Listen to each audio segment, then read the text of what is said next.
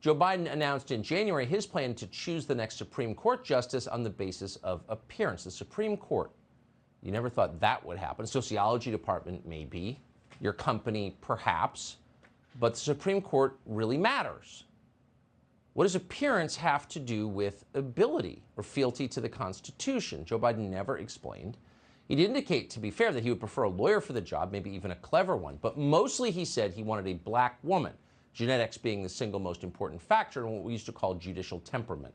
How does that work exactly? What they mean when they tell you you're getting a black Supreme Court justice is that you're getting yet another Democratic Party robot with the same rigid and totally predictable views as your average professional class white liberal, but who happens to be tanner than Joe Biden. So identical to everyone else in power, just a different shade. So that was Tucker Carlson trying to criticize the Supreme Court nominee Ketanji Brown Jackson. And there's really a lot of layers of ridiculous that Tucker Carlson is revealing right here, but there's also a lot to be said about the way that Republicans are interrogating her. Now, Tucker Carlson tries to make the claim that, oh, she was just picked based off of her race, which, in the sense that Joe Biden set out specifically to find a black woman who was qualified, I guess in some sense that's true, but that's a ridiculous framing for this because she is incredibly qualified for her job, and it is important to understand her record because as somebody who was previously a public defender, she actually held a position that very few Supreme Court justices have had.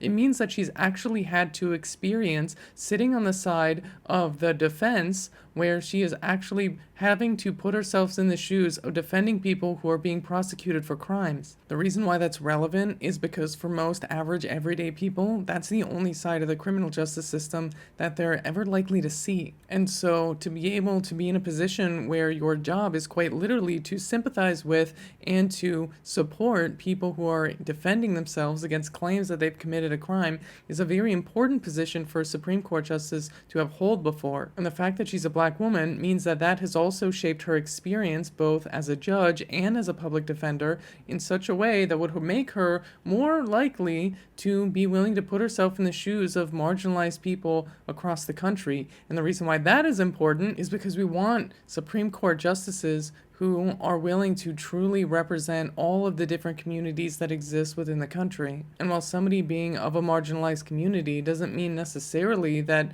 when they get into a position of power that they're going to represent that community, everything in Ketanji Brown Jackson's record suggests that she will be an amazing advocate for marginalized communities.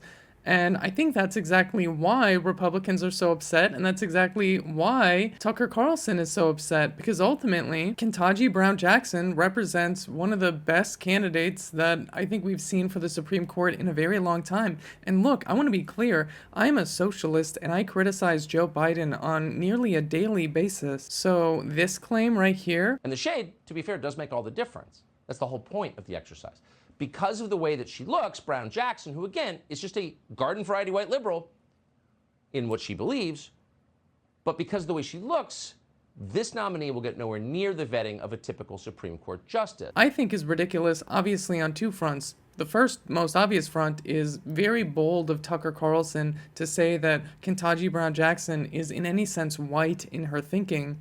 But also, to call her a run-of-the-mill liberal, I think is a mistake, because nothing about her is really run-of-the-mill. She's really a stand-up character, and honestly far better than even some of the people that Obama nominated to the Supreme Court. But things like this right here... So how did Ketanji Brown Jackson do in the LSAT? Sorry, you're not allowed to ask. Are absolutely ridiculous. And what other judges are we asking their LSAT? How come Tucker Carlson wasn't screaming for the LSAT scores of the last two judges that were nominated by Donald Trump? I mean, literally, Donald Trump nominated a man who started shouting about how much he likes beer. And Tucker Carlson seems to take that person a lot more seriously than he's taking Ketanji Brown Jackson, who is easily one of the most qualified candidates to ever be nominated to the Supreme Court. Ben Carollo with Rebel Headquarters. You can catch my show Galaxy Brain on the Young Turks Twitch channel every Friday at 4 p.m. Eastern Time. If you want to stay up to date with my content, you can follow me at Benjamin Carollo on Twitter.